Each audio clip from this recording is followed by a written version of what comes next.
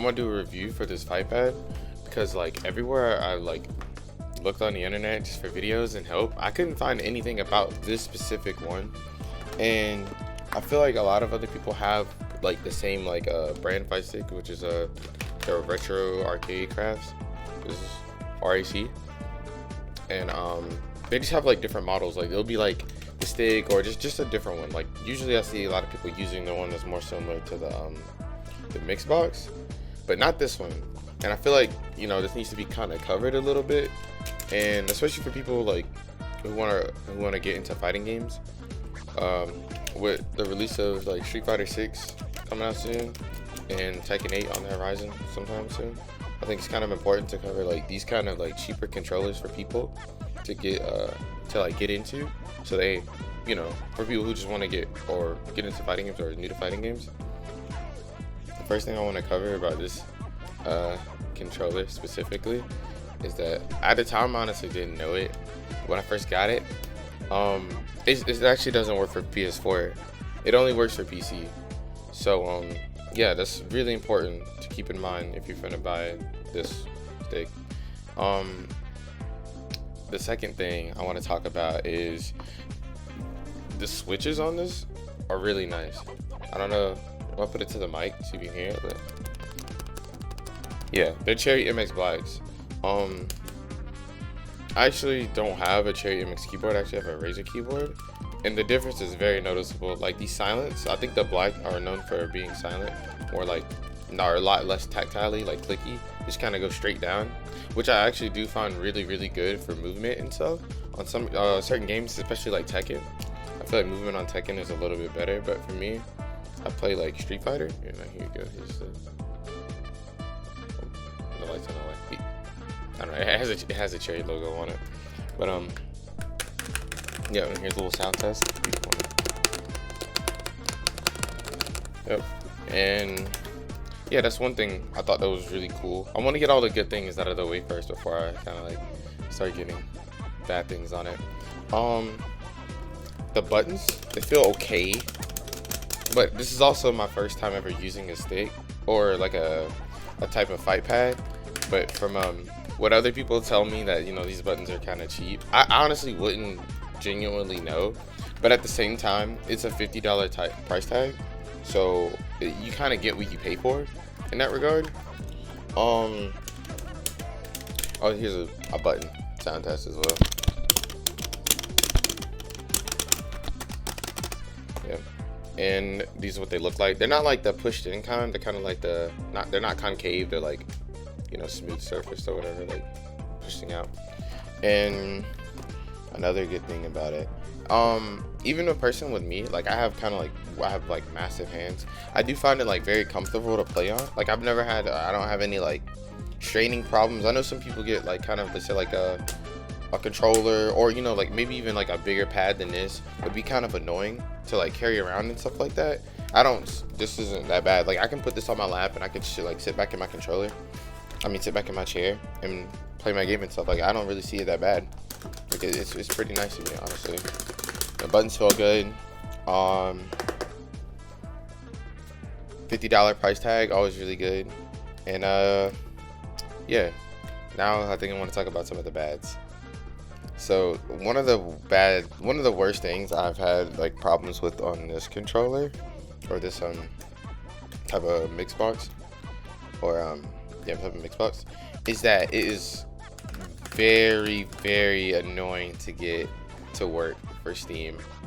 I had to kind of like, which I'll probably put my settings on the screen, or I'll probably put my settings on the screen in a minute, to kind of show people what I had to do to make it work for most of my games. And it kind of got like Steam reads it as like a Xbox controller, which is also kind of weird. But for the most part, everything worked pretty well once I got to that point. Binding buttons can be really annoying. Like all the buttons are just randomly placed like wherever. It's really strange. Like when you first get it, it's not designed to be an X or like an Xbox controller or a PS4 controller, like, you know, X, circle, triangle, square thing. It's not like that. You actually have to manually go into Steam and set all your buttons, which I want people to know before they buy something like this. For people who are probably like, they just bought this controller, why doesn't it work or anything? It's also got like a cheapy kind of feel. It's not like, even for a person who's never used that $100 price tag, anything like that, you kind of just tell. Also, for anyone who likes to mod these type of things, you can unscrew these panels. I forgot to say that earlier. And you can go inside, and it's like hollow. Like this give you a little sound. Yeah, it's like nothing in here besides like what hooks up to the buttons, of course, to make them work. But I guess in that regard, it has a very like cheapy feel. But I'm also gonna play test some games just to kind of show people, and in the comment section, I kind of want people to ask questions and stuff like that before they buy this thing, because I feel like there was no I don't personally use Reddit, but there was honestly no place I could find I could find videos about this, because I'm more of a video type of person. If I see somebody, it explains it to me a lot easier. But I couldn't find any videos about this product, which is really strange. Like, I couldn't find any on YouTube. I found one, and it was pretty useful, but not exactly. It didn't really answer most of my questions. Like, for most people, like I play most fighting games, so I'll just play some like KOF, just anything, KOF to Guilty Gear to Tekken to Street Fighter. And I wanted to make sure the stick would work for all those. And I had a lot of problems making it work for Tekken specifically, and KOF. KOF more for sure. But yeah, let's go into the game now. I'll show y'all, some other stuff. You can pause the video at any time to like copy them if you want to. This is turned on. Xbox configuration support check. Xbox extended feature support check. Generic configuration support check. And then for the part right here, it's just named as whatever. Like you can go back and name it as something. That's just what I have in mind. It just as an Xbox controller. But for the settings here, this is the important part I was talking about. You just need to set it up as if you were setting up like a normal actual controller. So this would obviously be the button right here, and then this. Well, this would be B. This one be 2. This would be 1. And the start button up here, back button. That don't have one for this one. This one. And oh yeah, also on the D-pad, you actually don't put the WASD keys right here as on the pad, which is really strange. You actually need to come right here and set them to the W, or for the X and Y axis for the stick. It's really strange how that part kind of works. But yeah, you set it as the stick here, and for the most part, yeah, you don't have to set most of those, but unless you want to. It's different per game, but you can just at any time pause the video and get my settings right here. But yeah, that's how I got that to work for most of my games. Actually, once I did this, it pretty much worked for every other game, but there's still some problems I can kind of show in certain other games to kind of show people. This is one of the problems that I was talking about I was having. For some reason, the WASD keys don't work in the menu. And I don't know, if someone else has the same problem, maybe we can help each other out for the stick. But for the most part, I couldn't get that to work. But for Tekken settings, obviously, it's custom to whatever. Okay, cool. Okay, yeah, see, like I said, but the buttons work completely fine in the game. So, that's always good. And I have everything set already. So, 1, 2, 3, 4. Yeah, King has his giant swing. So it would be like forward, back, and then grab. I feel like you have to do it a little bit kind of slower, or I might, just on the WASD keys, like in general, the way that it reads your inputs, you have to kind of go like it's weird. It skips the down input a lot, I noticed. So you kind of have to let your finger like off of each button kind of at the same time, so you can get the perfect input read. You got me? I'm kind of getting it right now. So that's one thing I've noticed it just depends, you know, how much effort you're really putting into practice, I feel like, with this. But just remember that, you know, no holding back and forth at the same time, so it just returns to neutral. And just remember to let go of all the keys, you know. That's what's the main things I've noticed, especially for a game like Tekken. Got Street Fighter loaded up. One of the first things you can notice, the buttons already, the WASD keys, like they actually work for the menu. And this one just works kind of as normal, honestly. You just kind of set the settings to whatever. I'll open up training here. Now that we're loaded into the game and everything, same thing. First of all, just want to show for people who do play like charge characters. So I want to show for Street Fighter, like that. Like there's no, you can't just hold it back and just like Sonic Boom, Sonic Boom, Sonic Boom, Sonic. It wouldn't work like that either way. I mean, I'm playing Ryu, but you know, it doesn't read the inputs. See? Same thing with forward to back. I don't know, you know.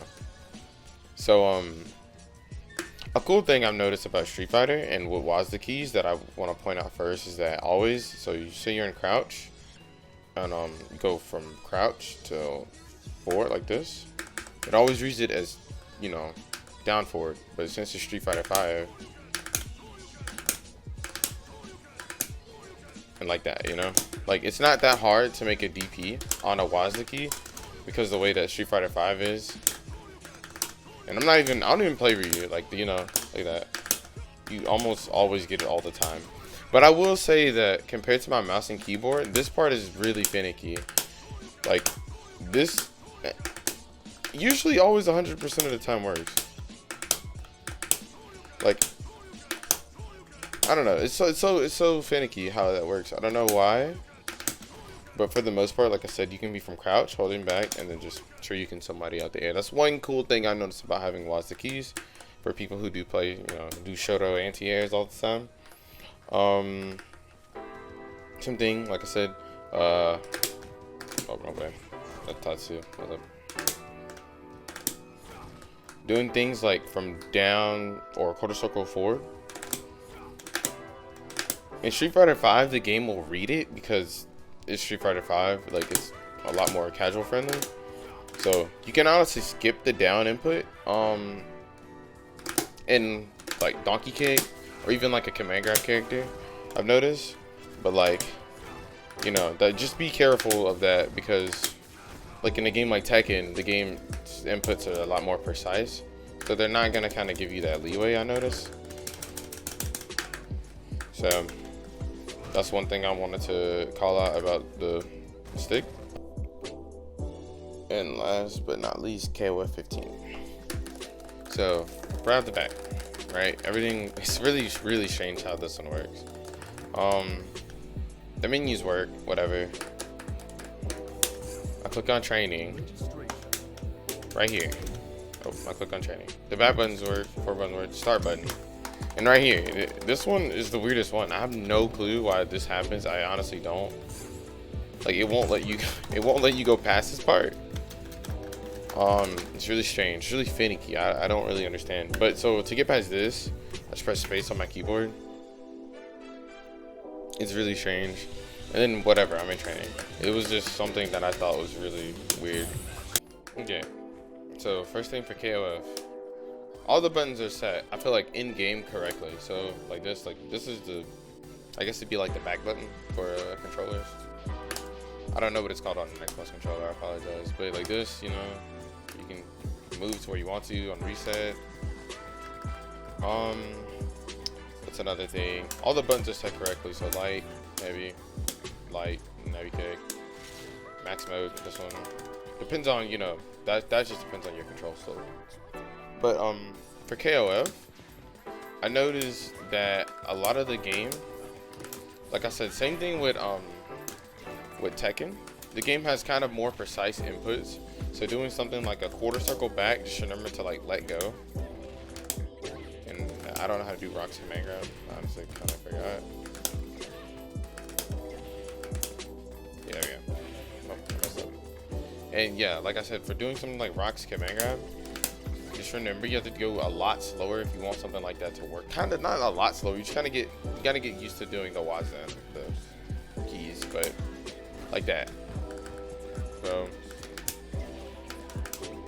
like that. It's really weird how finicky how it kind of comes out. But all right, guys, and that's my review for the RAC-J500K mixed box style fighting stick or keyboard. Honestly, I would give it like a 6 out of 10, because if like I said, you're in the market for something like this, like you want to play a fighting game on what it feel like to be kind of like an arcade stick mixed with it, you know, a keyboard, then you're in for the right thing. You know, it's only $50, so you're not really missing out on much. And I feel like for me, like I definitely want to try a mixed box. I'm definitely going to invest into something like that in the future for sure. I'm gonna try Fight Stick probably on one of my next videos, because I have another one kind of just like this. Forgot what it's called, but it's coming in soon, so I'll probably make another video. But this is like it's a 6. Like if you're looking for something that will hold you over, you know, you probably want to just try what it'd be like to play on a stick, and you probably just want a new fighting game controller. Like for me, this is way funner than controller. Like I would have never guessed that I'd be playing something on like this. I just find it a lot more fun than a controller. I don't know, I do. But for anybody wanting to try it, I can link in the bio where I got it from, and you can try it too. The site's really nice. They got a lot of custom, kind of like Retro Arcade has a kind of a custom, kind of like a bunch of like sticks like this. And yeah, I think you should try it out. It's only $50. You're not really missing out on much by not trying it if you haven't used any product like this before. And yeah, that's pretty much it, guys. Yeah, have a nice day. Get Gotcha out.